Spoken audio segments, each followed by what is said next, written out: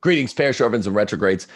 Happy Friday, the first Friday of July. No, that's wrong. It is the second Friday of July because it is July the 8th, AD 2022.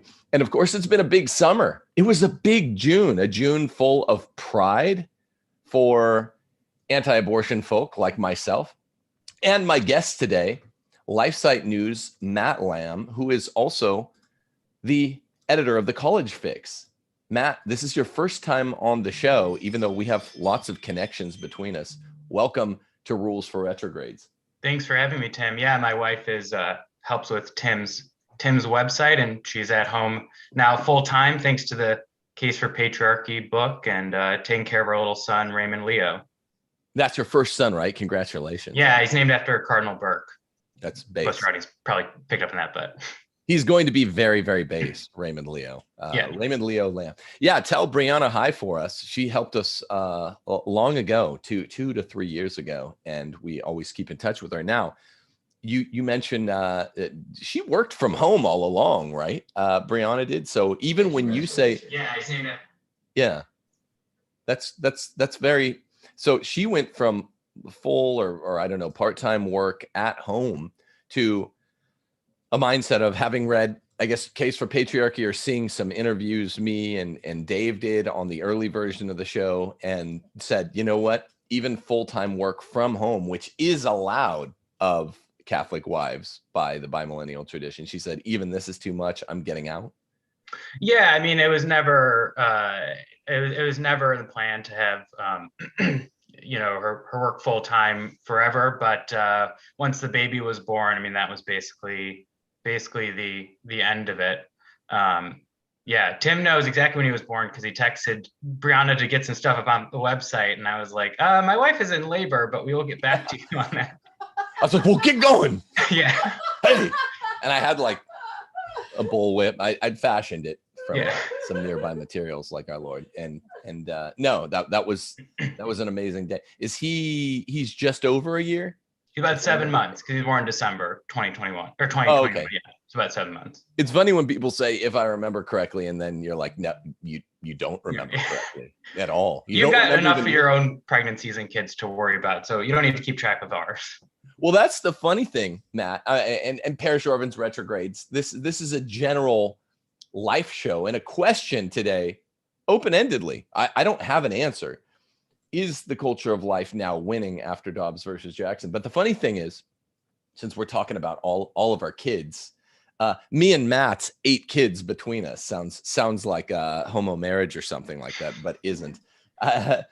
We have one little girl in here. I think she's related to us, like 5 feet away, because the baby. This is little Penelope. She is my daughter. She's they're so, and also Steph's, so dependent on the mothers that being away, the proposition of being away for a new mother from the baby from the mom for more than 30 seconds at a time is inconvenient. It's a little bit dangerous. It's actually quite dangerous. And it requires some sort of surrogate. Hey, will you watch the baby? Like newborns for the first 4 to 6 months really have to be watched at all times, such that you're going to even hear a series of squeakings and squawkings and nose honkings in this very show, as people have been since Steph was done. But I mean, that's the point, isn't it? It's like, even though your wife, our friend, me and Steph's friend, Brianna, had a pretty good gig where she could work from home, you have a kid and then it's all bye-bye. You can't do it, right? Yeah, absolutely. I mean, it's definitely like a better calling. I had someone I worked with at Students for Life who, after I left, I touched base and I said, oh, how's it going? And she said, well, I quit my job. I actually just quit my job because she married someone who had a kid. And so I was like, well, there's no better calling than leaving work to be a mom. And now she'll have her own baby with her new husband. And so it's really great. But yeah, I mean, to answer your question, I do think life is winning in America. Okay, good. Well, so let's right out of the box. Matt Lamb, LifeSite News' Matt Lamb, also editor of The College Fix, who featured featured this new puppy. I just got the book yesterday. Oh, great. Don't Go to College, go to Regnery and pre-order yours. It comes out, I think, almost exactly 1 month from the day. Handsome little book here with the denim jeans on the cover, the way the college youth used to like to do. Don't Go to College. Also, speaking of Brianna, who helped us wire this up on the internet, still go buy Parish Orphans and Retrogrades, Ask Your Husband, an even handsomer book, if I may say. Regnery's going to get mad at me. From timothyjgordon.com, go to whatever, what tab is that? To publications. Thanks to Brianna. Yeah, and thanks to Brianna Lamb. You know, it's good work. And look, people are always asking, hey, we don't want to get on Patreon. How do we support? And I'm like, well, Patreon's the main way to support this channel. Timothy J. Gordon, we need it. And now we've got a reading group of Father Elijah for all levels of Patreon. So join today if you can. If you can't, then buy our publications. The forthcoming one by me is Don't Go to College with my friend and co-author, Dr. Michael Robillard. And also by STEPH'S, Ask Your Husband. That book generated quite a lot of conflict when it was out. Of course, Matt referenced The Case for Patriarchy, which was my third book.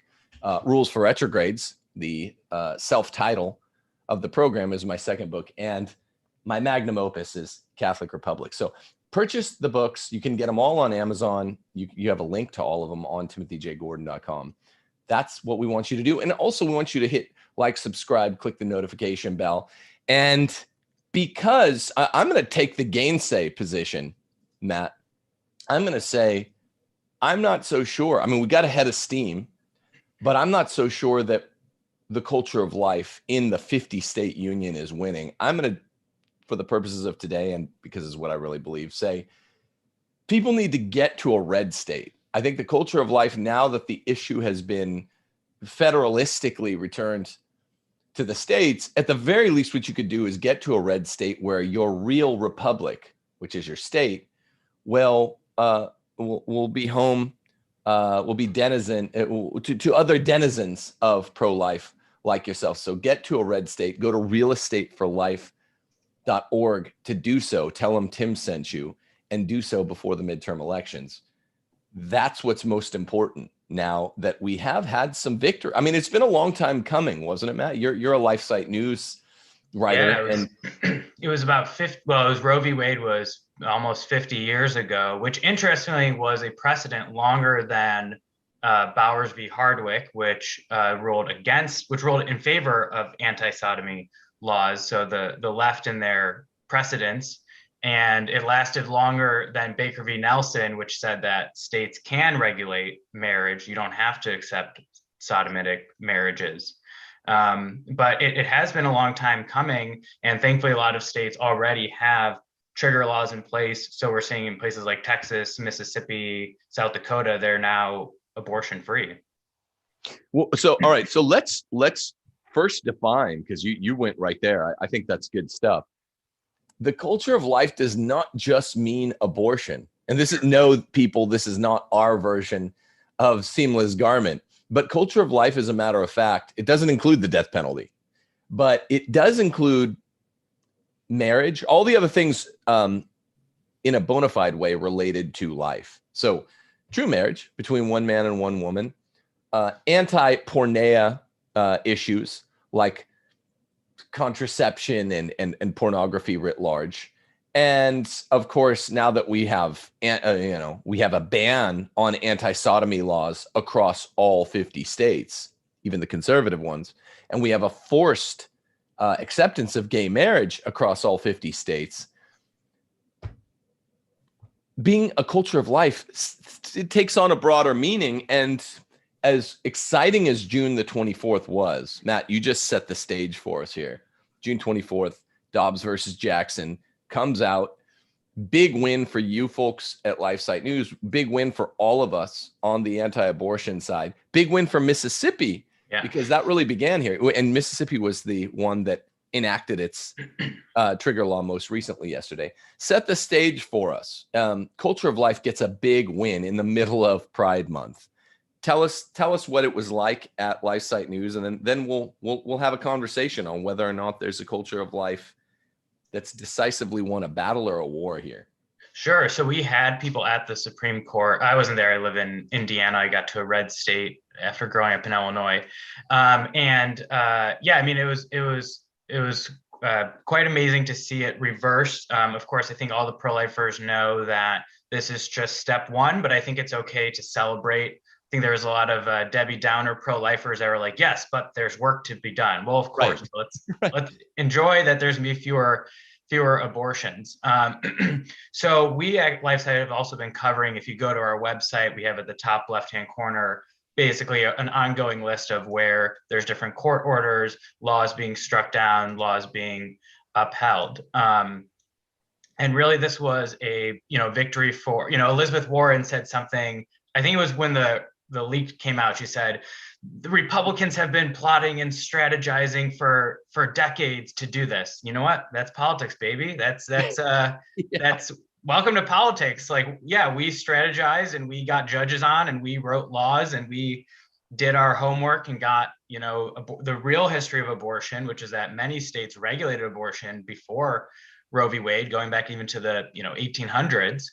And we detailed a lot of that, of course, at LifeSite. So that's where we stand now. I think not to go too much on a tangent, I think, as you mentioned, the culture of life, the thing especially Catholics, need to push back on our Protestant pro-life friends is that we shouldn't be pushing for vasectomies. That's just a form of transgender surgery, severing healthy reproductive organs. We shouldn't be pushing for contraception. And we, of course, should support alternatives to life, but we shouldn't make it as if we have to have all these welfare programs in place before we ban abortion. Right. Exactly. Yeah. By the way, Matt, don't feel bad chasing down any tangent today, because it's a big net. And no, it doesn't include the death penalty the way the commies who call themselves Catholics want to make the argument. But it does include all those other issues. It does include all those issues that in American constitutional jurisprudence, specifically 14th Amendment jurisprudence, fall under the catch net of a title of substantive due process. Now, the day of Dobbs versus Jackson Women's Health, the Debbie Downer pro-lifers were saying, oh, it's not that big of a victory. It really is. The overly triumphalistic ones were saying, well, we've won decisively the war, not just a battle. No, this was a big battle. I'm always right there in the middle. It's a big battle. Celebrate hard. We're going to the next round of the playoffs. Definitely celebrate. But this is not the whole pro-life or anti-abortion even war. You right there in the middle wrote such an excellent article. If I were a writer for LifeSite News, it would be the article that I would have wanted to write too that day. It's called, I was reading back over it now, and it's when I contacted you. Justice Thomas says SCOTUS, he's so based. Can I say this? Justice Thomas, no homo, I love you. Justice Thomas says SCOTUS should revisit rulings on same-sex marriage. You threw that in your title, so I love you too, no homo. Sodomy and contraception. Now, a little plug for this channel. Folks that know it well know that I have been pushing, even as far back as Catholic Republic, I've been pushing as a big neo-Confederate states' rights guys against the 14th Amendment jurisprudence on Lawrence versus Texas, on obviously Hodges versus Obergefell Hodges, but also on Griswold v. Connecticut. And the one that Thomas let me down on, he didn't mention, was Stanley versus Georgia, which under 14th Amendment jurisprudence, sort of a substantive due process issue, forced all states to not illegalize pornography. And then, of course, Roe's the big one. So I talk about these five. Abortion it's illegal federally for it to be illegal until Dobbs on June 24th, but we still have pornography under Stanley versus Georgia, illegal for any of the states to make it illegal, and that's still the case. Contraception under Griswold jurisprudence, illegal for any of the states to make it illegal. Lawrence versus Texas, illegal for any of the 50 states to make sodomy illegal. And of course, more recently, Obergefell versus Hodges, illegal for any of the 50 states to make that illegal. Thomas named 4 out of the 5, or he named 3 out of the 4 in a case which overturned, in a joint dissent which overturned the other of the 5, Roe versus Wade. It was a great article. What was your first response to seeing that he had joined with such panache? Yeah, well, I mean, it's great to put it out there. It's great to point out that we should follow the logic that if Roe was wrongly decided because of this substantive due process and penumbras and emanations and all of Justice Kennedy's wordsmithing, and of course I have to love that. I think it was Justice Scalia said something about, if I wrote something as bad as what Justice Kennedy wrote in Obergefell, I would hide my head in a bag. And of course, they're very, they're very cordial. They don't directly say that, but we all know he was directing it at the majority in Obergefell. Scalia, quick correction. Everyone on the bench is cordial except for Scalia. Yeah. And that's why we love. I once asked him in person, he was lecturing my constitutional law class. I was like, well, what do you think about the declarationists that treat the Declaration like a legal instrument, a law constructing instrument? And he said, yeah, because nobody can disagree about what the natural law requires or anything. And he huffed and he took the next question. I love him, but man, he can be sassy. He could have been sassy. Yeah. Yeah. So Justice Thomas, a devout Catholic, goes to mass every day. I mean, this was great. This was great to see. And really, if we kind of take a broader view, okay, you can't regulate contraception, but we do regulate contraception. I mean, there's the FDA has to approve the different IUDs and the different birth control pills. And really, one thing to note about Lawrence v. Texas, a lot of times when people say sodomy, they assume it means homosexual sex, but it actually just means any sex that can't be procreative, oral sex, anal sex. And so it isn't, it's wrongly presented as a gay sex law, but it was actually equally applied. Equal protection of the laws goes both ways, that you can prosecute equally. And so I don't know, unfortunately, Thomas only had one, he was the only one joining his concurring opinion, but right. I mean, you never know with justices. There may be 2 more that would join him if there's then a 3rd or 4th justice added. But there isn't really a benefit right now to other justices joining unless they have a majority. So, right. We need 5 legit conservatives on the bench. I mean, God bless them what they did, but you will know it is a conservative coup d'etat or whatever all the crazy mad radicals in this country, baby killing radicals in this country have been saying since June the 24th. You'll know we've got that crazy right-wing coup d'etat with guys like you and I leading the charge, tossing out tomahawks once people are willing to join Justice Thomas, which is to say, let's eviscerate substantive due process jurisprudence. Here's what he said. The court should reconsider all of this own court's substantive due process precedents, including Griswold, Lawrence, and Obergefell.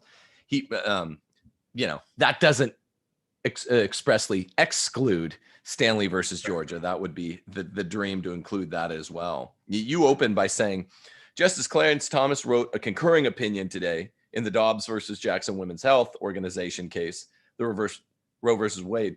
In it, Justice Thomas agreed that Roe should be reversed and argued that the Supreme Court of the United States should next revisit other substantive due process cases. He specifically mentioned Lawrence versus Texas, which struck down laws against sodomy, Griswold versus Connecticut, where the right to privacy was really made up out of whole cloth, which struck down laws against married couple using contraception, and Obergefell v. Hodges, which declared a right to same-sex marriage. I would just say this to you, Matt, regarding the point about the true definition of sodomy, which many don't know, kind of like a Catholic bishop, all matters of the loins, to a Catholic bishop in their ears, they hear a matter of the loins, even, 2016, Amoris Laetitia, they're thinking, how can we ease this up on homosexuals? So they hear even sex writ large, they're thinking homosexual sex. Sodomy, more often than not, means gay, the gay, homosex.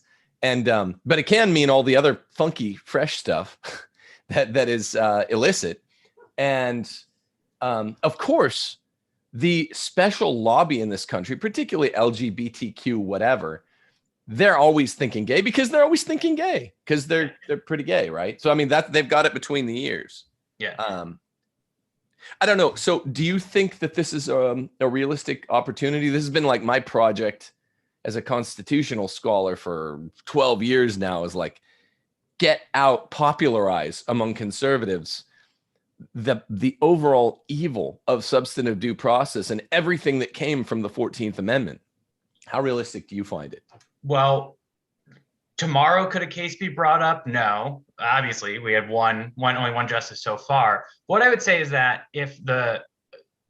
to go back to our friend Senator Elizabeth Warren, if the conservative movement maybe just pick one of these to start with, Obergefell might be the most likely to reverse. I'm not sure, and put the same effort while still working to eliminate abortion in the states, and put the same effort into finding the history, the legal theories, finding the holes in the rulings, which shouldn't be that hard. Right. We can certainly refer now back to Jackson. It certainly seems possible. I'm not really optimistic it's going to happen in the next few years. But if conservatives took this up and strategized the way they've been able to successfully get Roe reversed, get pro-gun rulings, it could be a possibility. I'm not going to put a date on it when some of these might start to get struck down. But we've already shown we can strategize and plot for decades to do things. So yeah. Just like Pocahontas was afraid we did with regard to Dobbs. People don't realize that the 14th Amendment is so evil as a constitutional cudgel that certain, maybe you didn't know this, certain legal concepts don't even have a cohesive legal theory under the 14th Amendment. For instance, it's still not clear. We know that incorporation of the Bill of Rights against state legislatures, which only started happening in the 20th century under 14th Amendment jurisprudence, Justice Thomas is like on his own. He's like, did it happen under the second due process clause, which is in the 14th Amendment? Did it happen under the equal protection clause in the 14th Amendment? Did it happen? He's, I think, the only one to suggest under the privileges and immunities clause, which is considered dead after the slaughterhouse cases. But there's not even a cohesive, coherent point of view among justices on the 20th century SCOTUS bench as to where incorporation came from. There's not a perfectly clear view as to, outside of the 14th Amendment, where's the locus in quo of the 14th Amendment for the bunk legal theory of Roe versus Wade. I guess it would be the equal protection clause, but a bunch of these other cases that are substantive due process clause cases come from a combination of the 14th Amendment's due process clause. The first due process clause is in the Fifth Amendment, and the equal protection clause, but they didn't even specify because it's such cardboard junk wax bad law that comes from the 14th Amendment in general. Yeah, and then they're all kind of sort of stuck with this. So I mean, I'll see a lot of pro-lifers saying, well, even Justice Ginsburg opposed Roe v. Wade. Well, but not really. She might have said it, but she had how many opportunities when she was on the bench to vote to reverse it?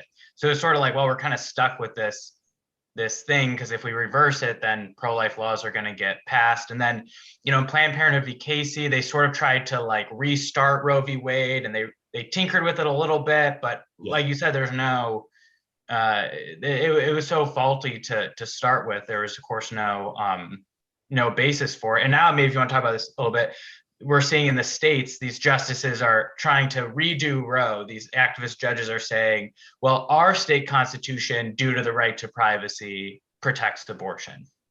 Right, exactly. They're trying to double reverse incorporate. Right. Which is a legal doctrine, which they figure as a last-ditch effort would allow them to say, well, we already incorporated the federal law into our state laws, and we have a state right of privacy that would allow this. Have you guys covered this at all? I think it was efforts? Yeah, I believe there's been plenty, but I believe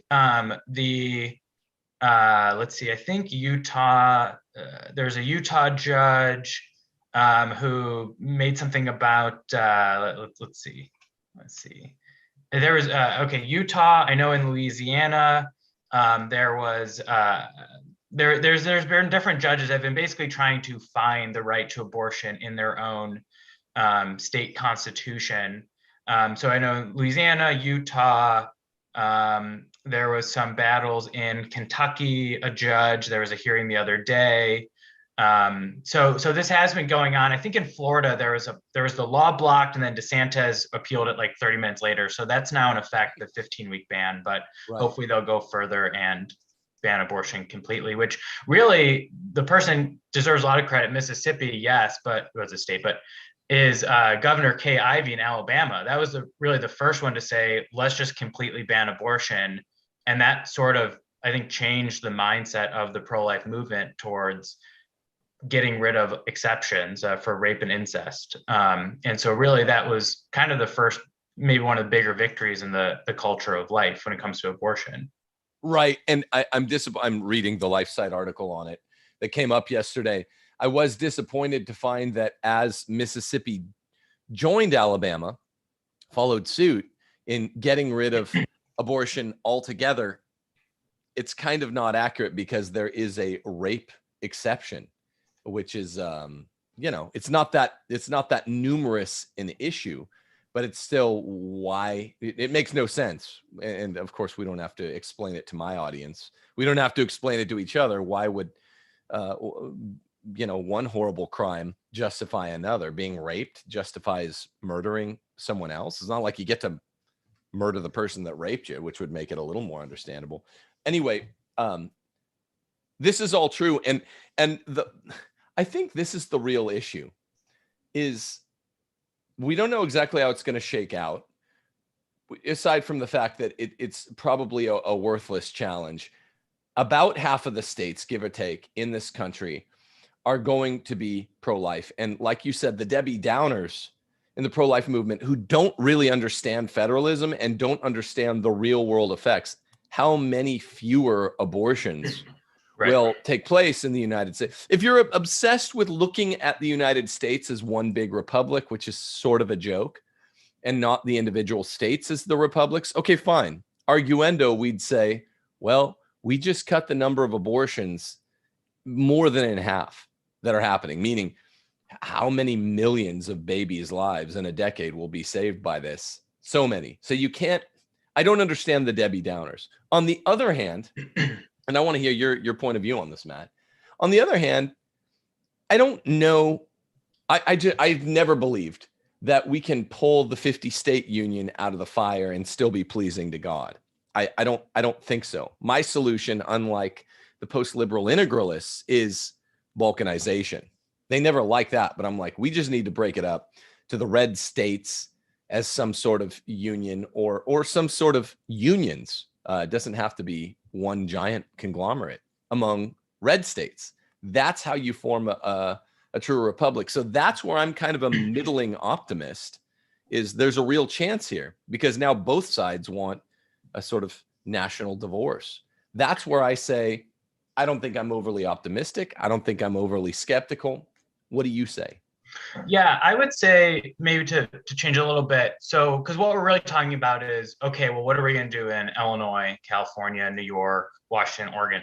And, in that vein, one, there was a study just that we covered a few weeks ago at the College Fix. There's a study out of Berkeley that just reaffirmed that the further people have to travel for abortions, the more abortion rates go down. Of course, now we have to fight the abortion pills through the mail, RE486. But, liberals sometimes on issues will eventually come around to our position if they, you always see this every time there's an abortion ban. Well, if we're going to ban abortion, then men need to be forced to pay for the babies they create. And conservatives are like, yep, it's called marriage. We've been talking about this for thousands of years. Yeah. So I do think, like, for example, in California, where they're going to have abortion clinics on basically every public four-year college campus, giving out RE486 drugs. I'm sure the next thing will be, other abortions, that pro-lifers can really do a lot of work in those states to expose these atrocities. And I do think more women will be dying of these of these abortions. And at some point, there could be a rollback in some fashion of the very permissive abortion laws. It sounds really great if you're a pro-abortion governor like J.B. Pritzker in Illinois to say, we're going to be the abortion capital of the world, until there's 20 or 30 or 40, Tanya Reeves, who was this woman that tragically died in Chicago, I think about 10, 15 years ago. And at some point, there is going to be a drumbeat, I think, in even these liberal states to regulate abortion more closely. And they'll probably just end up adopting what a conservative state passed 15 years ago when it comes to abortion regulations. And the other thing is, of course, that a lot of resources that are going to the pro-life movement can now shift to different strategies. I worked at Students for Life of America, Students for Life Action. There's a lot of great things that pro-life groups are doing, digitally with pregnancy resource centers.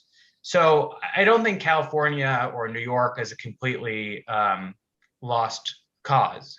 On the national divorce question, I've seen different things. The problem, of course, is that still leaves that we can't really fight then against abortion in the new country, which I guess would kind of have to wrap around the Midwest from California to New York or something, cut through Canada. But maybe Canada will just, take over some of California or Oregon. I think that it would get more socialist. But I mean, here's the issue. Think about it conceptually. My tongue is not implanted in my cheek as I say this. Yes, I don't want abortions anywhere in the world. I think a lot of the parish orphans and retrogrades out there need to hear this. We don't want it anywhere in the world. I don't want little Chinese babies being aborted. I don't want African babies being aborted. The difference is the Chinese actually, the government wants it. The African governments, by and large, don't want it, and it's being forced on them by multinational organizations with aid conditioned on it. But I don't want any abortions anywhere. China, switched its one-child policy and forced abortion, but they had something like 400 million or something in 40 years. It was unreal. I don't want that, but I'm not a globalist. See, when you say that, then no one has a problem with it. It's like, well, we can't make law. We know globalism is one Luciferian, one new world order, one worlder stuff.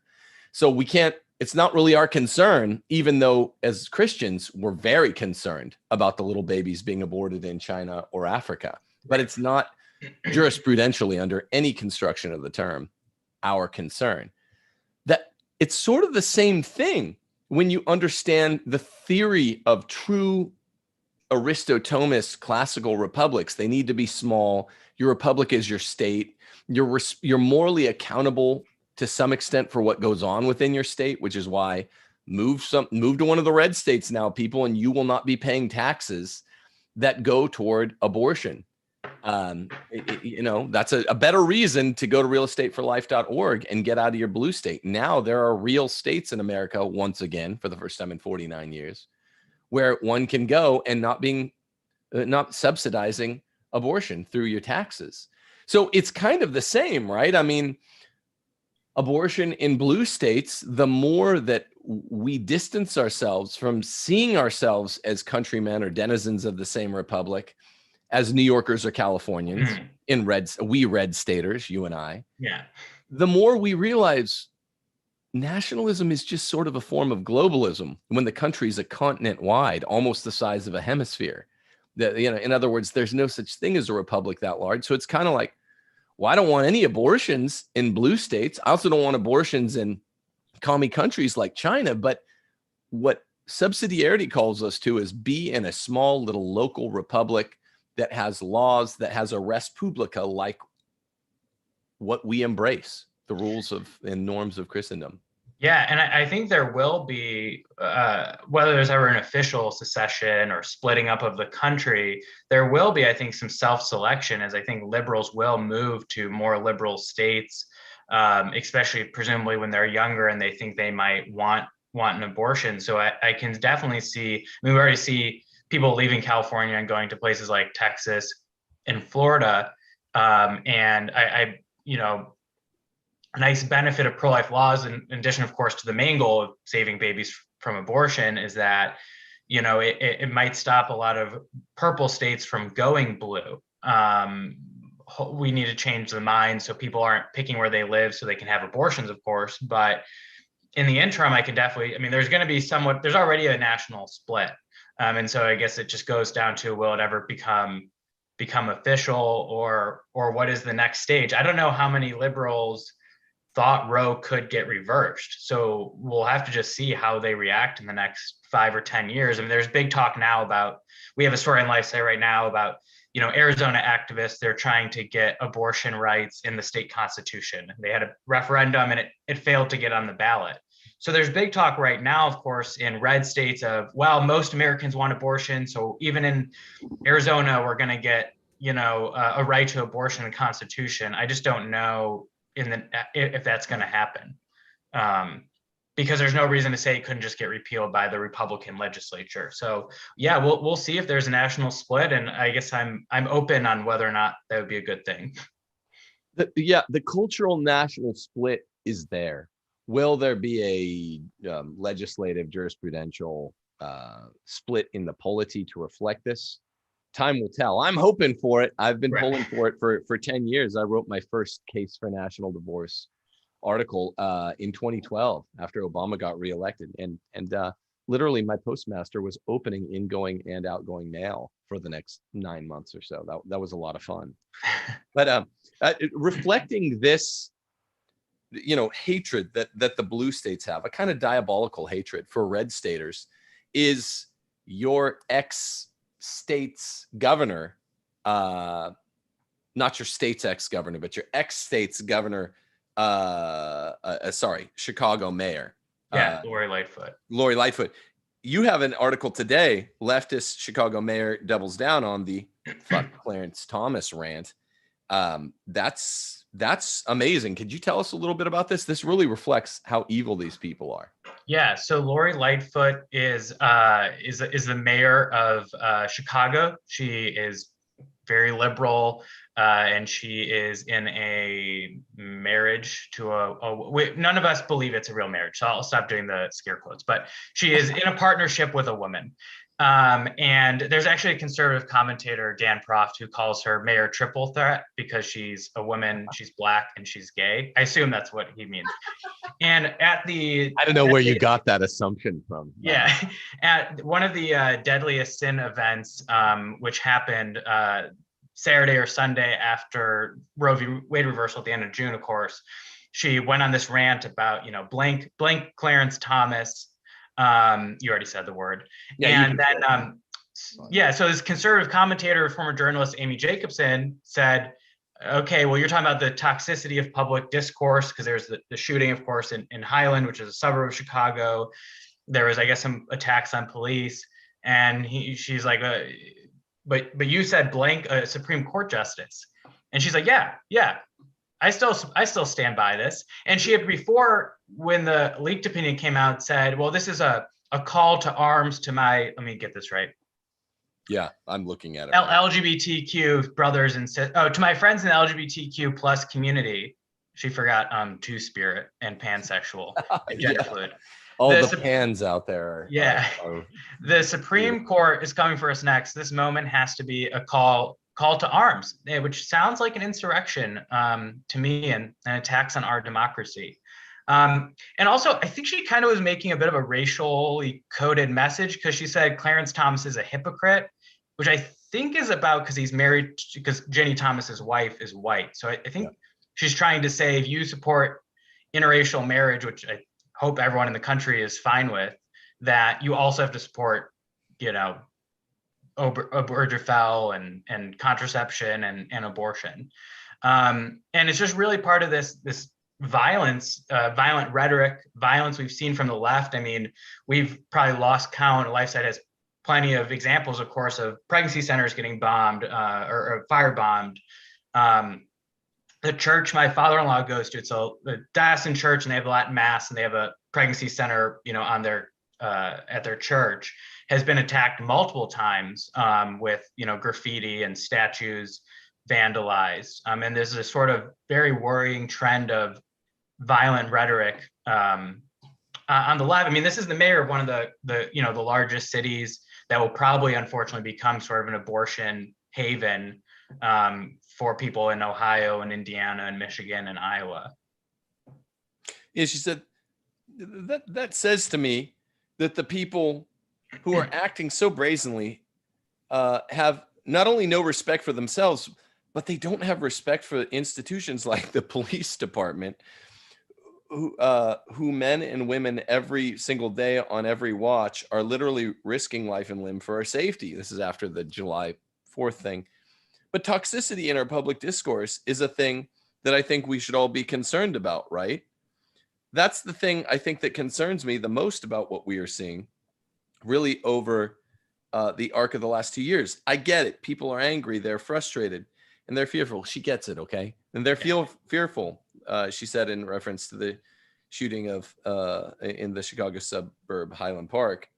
But we can't let those things mean that we lose sight of each other's humanity. We've got to find a common sense and a purpose. And then Amy Jacobson, I said, people thought that you were adding to the toxicity in our public discourse. And then she said, no, I agree. I stand by my comments to both, saying, she had said F Donald Trump a few years prior, and I guess this clip was cut off, but yeah, that was. Yeah. She's really into saying this about public figures in the executive and judiciary branches. I guess she'd said it about Donald Trump as well as Clarence Thomas. And then she gave the comment that you read. This is the full context. Clarence Thomas is a hypocrite. I don't understand how or why, outside of your theory, who should never have been confirmed. And the fact that he is using his platform on the Supreme Court it's not a platform, to blithely act like he could just erase our rights with a stroke of the pen. I stand by my comments. Okay, so to say this about Clarence Thomas, fuck Clarence Thomas. This means in street parlance, this means you go like mess him up. This doesn't mean you have intercourse with him, right? I don't think she wants to do that at all, given her life choices. So I think she means mess him up. It means do violence on someone. So which we've seen, or travel from California to assassinate a Supreme Court justice, which we saw a leftist do. Who part of his reasoning was he was mad that the court was going to make guns easier to get, so he bought guns and traveled. Yeah, and also, it's not just public figures. I mentioned this at the end that they had a vaccine passport system, and she said when she instituted it, this health order may pose an health order, like it's like, remember to bring in your trash or cover your mouth when you sneeze. This health order may pose an inconvenience to unvaccinated, and in fact is inconvenient by design. So this kind of an attack just on people who chose not to get vaccinated, which at the time, I think you only needed 8 shots. I don't know how many you have to get to now. Yeah, it's like 16 now, or 24. Yeah. Expands rapidly. But yeah, and I mean, the other thing I think we're going to see more of it, if we have time to talk about this, is that the story I was able to work on yesterday about this 10-year-old girl allegedly crossed state lines for an abortion. I don't know if you saw that, but it's yeah. Actually, the abortionist, to her credit, got back to me and she said, I have nothing to add to this. So kind of raised the question of how's a 10-year-old girl. The immediate thing is she must have been raped, so it was reported to law enforcement. The county it likely happened in said we have no record of that. But it didn't stop. CNN even asked Kristi Noem about it. And these stories just spread so rapidly. And I think it's only going to get, the 12-year-old, the 10-year-old raped by an uncle. That's tragic. The amount of times that happens is fairly low, and it doesn't change the quality it doesn't change the value of the human life of that baby, or of course the woman. So I do think we're going to see more of this rhetoric from Lori Lightfoot, which is maybe what we might say kind of more hard rhetoric, and then the sort of soft rhetoric against pro-lifers with spreading these questionable stories so quickly. I'd say it's all hard rhetoric, though. I mean, it's not 20 years ago. It's like, it's all, hey, Ruth, Jane's revenge, and Ruth sent us, which has really been mainstreamed. Hey, we're going to firebomb you. If abortions aren't safe, then neither are you. Yeah. Because the mainstream media, quite literally, it's been mainstreamed. The mainstream media repeats it and says, this is good. It's not just Lori Lightfoot saying, hey, this is justifiable violent rage. It's all of the left. And that's now basically 50% of the country. This is why I have such high hopes for the fact that we'll just call it. Look, I'm a Roman Catholic. I don't believe in divorce between a man and a woman. But as a Roman Catholic sort of, three regime theorist, there are three good regimes in the bimillennial Catholic tradition. With really any of them, Bellarmine and Thomas Aquinas justify a national breakup if the natural law requires it. So I am a pro-divorce advocate in the realm of not men and women, but republics or aristocracies or even bespoiled monarchies. Now, you talk about, you write a lot of articles. Yesterday, you also wrote on the University of Idaho, which is one of the most conservative states in the American West, if not the most, it or Utah. And its university system, even though it's in a conservative enclave of a state, had attempted to disable, this is also part of the culture of life, by the way, attempted to disable Christian students just saying point blank what the Christian teaching on homosexuality is. Yeah, absolutely. Which is another great reason to Don't Go to College by Tim Gore and Michael Robillard. So this is, so basically these students, I presume they're Protestant, they're in the Christian Legal Society, more of a Protestant group.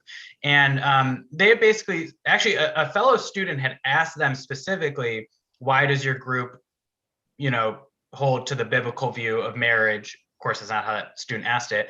And they explained it. There was a couple different events. And then the university put no contact orders on them, which you probably know from going to law school. It's very collaborative, right? You can't, it's not like you're one student out of 50,000 at Ohio State. I mean, they actually put it on a professor, a limited contact order, but the law school isn't that big. So of course he's likely to have this homosexual student. I assume or at very least she's a liberal student. And the judge, it's ongoing, but basically the judge said, while this works its way through the court, you have to lift these no contact orders. They're represented by Alliance Defending Freedom, which of course is a great pro-life legal group, very successful at the Supreme Court. But yeah, even this is going on at the universities in red states, which is something, if you go to the College Fix, I talk a lot about, of taking political power and stopping critical race theory and getting rid of the bad professors. In this case, it's administrators more than professors. And, I know our friend, your friend, I don't really know, Michael Knowles, would say we should need to wield political power. This is a great example. If I was the governor of Idaho, I would be, ordering investigations, or maybe the lieutenant governor, she seems a little more aggressive, into this and who made these decisions. And because really at a red state college, there's no reason that Christian students shouldn't be able to talk about why homosexuality is a sin, and I'm sure their views on abortion and other conservative positions they hold. So it shouldn't take a federal lawsuit, basically, is I think what we're saying, to be able to, they weren't even tabling. Someone asked them their opinion and they shared it and the student got mad. Yeah, that's crazy. And like you said, I mean, there's so many of my issues, our issues rolled into one here. It's all coming to a head because it is like, well, don't go to college. Universities in red states are the only area in the state where you have little enclaves of blue thought. And there's no reason why, when you go to a very red state like Idaho or Mississippi, there's no other ways that these Luciferian ideas are stealing into the otherwise very Christian state, except on university campuses. I tell people all the time, my neighbors here in Hattiesburg will say to me, like, hey man, don't bring your California wackiness with you. I was like, you don't have to worry about me. I fly the old Mississippi flag in my front yard. Like I'm the most based one here, even though I've got the long hair or whatever. But a lot of my neighbors are 10 years older than me. So I'm like, where do you send your kids to college? It's Mississippi State or Ole Miss. That's where they're getting it, man. They are being inundated because a state college, even in the reddest state like Idaho or Mississippi, are both contenders for that award, are still communists, and they're still LGBTQ plus, and it's very, very dangerous. So that's one aspect of that story that you cover. You really cover a lot of stories. You are one of the main guys I see publishing there. Can I tell you, Matt, breaking right now is that our friend of the show, Andy Slankard, saying this in comments. Biden is stumping right now. He's given a stump speech previous to, I guess, momentarily signing an executive order on abortion access. Yeah. The Civil War is real. Yeah. What? Sorry, what did you say? No, I'm looking at LifeSite. We have that up too. And it looks like he's gonna protecting expand access to medication, Party 46. Order the Attorney General to recruit private attorneys, bar associations. They're already on their side. I don't know. You don't need to convene bar associations and public interest organizations. They're already doing it. No. To provide legal counsel for women seeking, and this is great because the other great thing that the reversal of Roe v. Wade did, for all the reasons we already talked about, being able to save lives and all that, is it really exposed this lie that a lot of pro-abortion Catholic Democrats have repeated for years, which was, well, I just respect the law and I respect the law of the land and I'm personally opposed to abortion, but maybe women need to be able to make a decision. And this, a professor who supported Biden, I won't name him because he told me this on background, but professor who supported Biden and was a Catholic said, well, Biden has to uphold the law. Well, now it's not the law anymore. It was twisted reasoning anyways, and this is just, it just lays it bare that this is the position of the Democratic Party, which only 10% of people want abortion legal through all 9 months. There's just a Harvard Harris poll. Only 10% of people, and that is the position of the Democratic Party, abortion through all 9 months. It started in Virginia and New York for no reason, without apology, the activists always say. Yeah, the exposure of the pretext by pro-abortion Catholics has been staggering over the last 2 weeks, which you point out. But I mean, this, all I'm saying is all these stories go together, man. This is, I think, the seventh, it will be all told, the seventh LifeSite story that I've cited just in today's show alone. Now that this is breaking, I had no way of knowing this was happening. Biden is finishing his speech right now. The Civil War is real, because I mean, you're going to have it depends what this EO purports to do, this executive order. You could have on your hands a constitutional crisis where, go ahead. Oh, I'm just reading this one line now that actually gets to it. So beyond the federal efforts, which are questionable, it says, this from our LifeSite article, the White House statement also reiterated that immediately following the Supreme Court decision, the Biden administration promised to fight any, quote, attack by a state or local official who attempts to interfere with women exercising this right. So just reading this now, it would seem to basically be saying they're going to ignore the Supreme Court decision, because it's saying, because in a liberal state, the state officials have to allow abortion. They have it, right? But in a conservative state, it basically seems to be saying, we're going to fight, the Attorney General of Kentucky, who enforces the state's pro-life law, or the county prosecutor in Wisconsin who enforces the pro-life law. So it really is, I mean, it's an attack on the Supreme Court. They're basically saying, we're just going to ignore what the Supreme Court said, which is that states can regulate abortion. Precisely. Man, crazy times. Crazy times. Could you take us out on one final LifeSite article? This one I found very interesting, up from yesterday.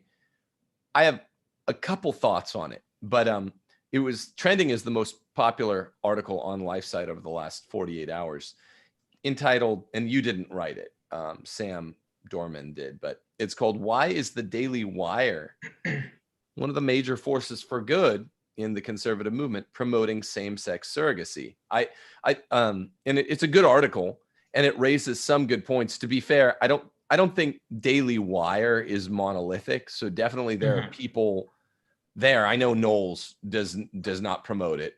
I know Walsh does not promote it, but it raises some good points, and of course I did a pretty comprehensive show on the evils of surrogacy that even a lot of conservative Catholics didn't know, with Dr. Damon Cudahy, this is a very much a part of the pro-life movement, right? Or the culture of life. We need to get a monolithic view among all conservatives, not just Catholics. Yeah.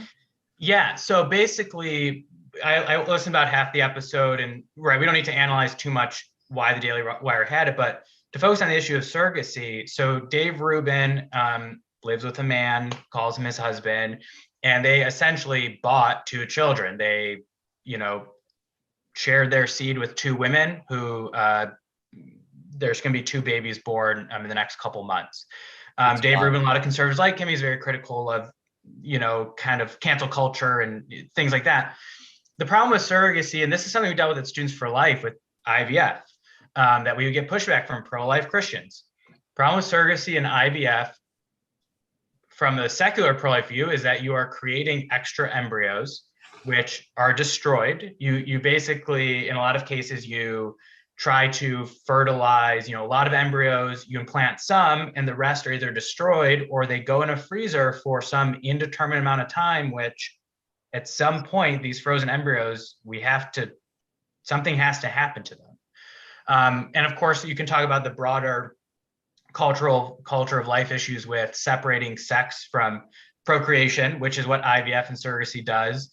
It's a form of adultery because you're, in many cases, you're taking the semen of one man and mixing it with the egg of someone who isn't his wife, and of course vice versa if you take the egg of the woman, and and the problem is, of course, that it also feeds into this idea of that children are expendable, and if they might be born with a genetic defect, disability of some sort, that it's okay to abort it. So there's plenty of really great pro-lifers out there who have probably used IVF and surrogacy.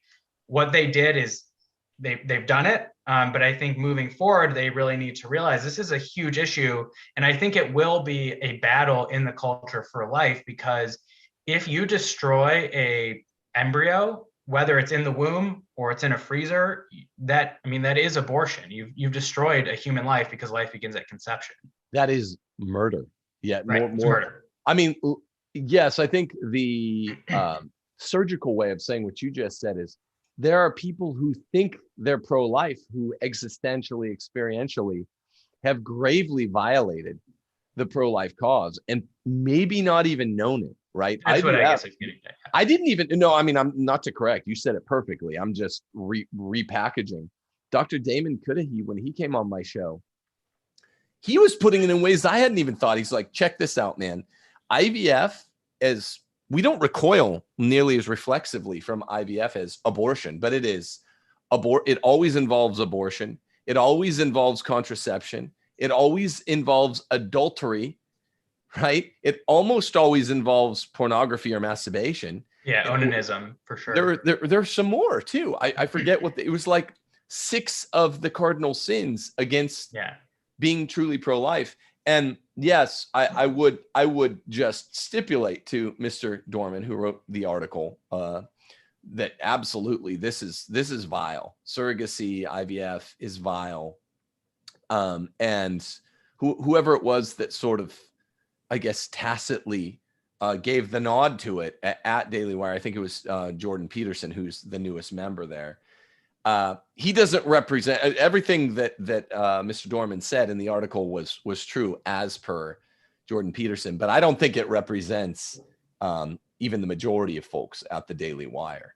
Maybe I'm wrong. I don't think so. I would bet not, but we can maybe ask Michael Knowles what the reaction was. I'm sure him and Matt Walsh were vomiting in trash cans or something when they saw the gay fatherhood. Yeah, it's pretty nasty. It's pretty nasty, man. I mean, look, so all of this stuff that Matt, that you and I have talked about here today is the culture of life. All of the antitheses to each of these positions are summarily the culture of death. And it's very difficult. I think this is the real point.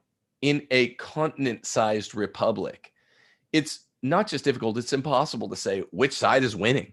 There are so many localities and so many peoples within 50 peoples within the United States of America, right? 50 countries, that it's impossible to say what's winning, the culture of life or the culture of death, not trying to hide the ball the way law professors play and at the end of a show with a titular question, what's winning, life or death? I'm not trying to cop out, but it's a state by state issue. Yeah. Culture of life, culture of death is overall winning or losing, pending the individual state. And unfortunately, I'll give you the last thought and then call out anything you want to call out. You should all follow Matt Lamb. He's one of the main writers at LifeSite. But basically, the unfortunate thing is that in the best, reddest states in the country, they're Baptist or Protestant. So they just don't get the whole smattering of the conceivable constellation of culture of life ideas. So the best that America has to offer without even one sort of expressly Catholic state is, I don't know, B+ or something like that on the whole smattering of life issues. That's why we need to popularize Roman Catholicism. That's why it needs to be a bigger part of the culture. That's why we need to return, we need to return establishments to the states and have establishments of religion. That's why we need to overturn the 14th Amendment. That's why I loved Justice Thomas's perspective on Dobbs so much. I'll give you the last word, Matt. I've really enjoyed this and I really appreciate your time. Yeah, thanks for having me. To mention, I write at LifeSite. I also am an associate editor for the College Fix. And I would just, second what you said about we really need to fight in each state. Here in Indiana, there's going to be a special session in a few weeks about abortion. So hopefully we will join our neighbors in Ohio and some other states in banning abortion. And thanks again for having me. God bless you, Matt. God bless the good work you do. God bless your little boy, and God bless Brianna too. I appreciate all of you. Parish Orphans and Retrogrades, remember, go pre-order this book. Don't go to college. By the way, this is not just a book for the college bound or the tuition paying parent. This is a book about, here's the main word in the title, revolution. You'll see why. It's a book for everyone. It's not really just about college, sort of an allegory. Also buy Steph's book from timothyjgordon.com. Deus Vult, God wills it. God be with us to national divorce. Thanks, Tim. Thanks.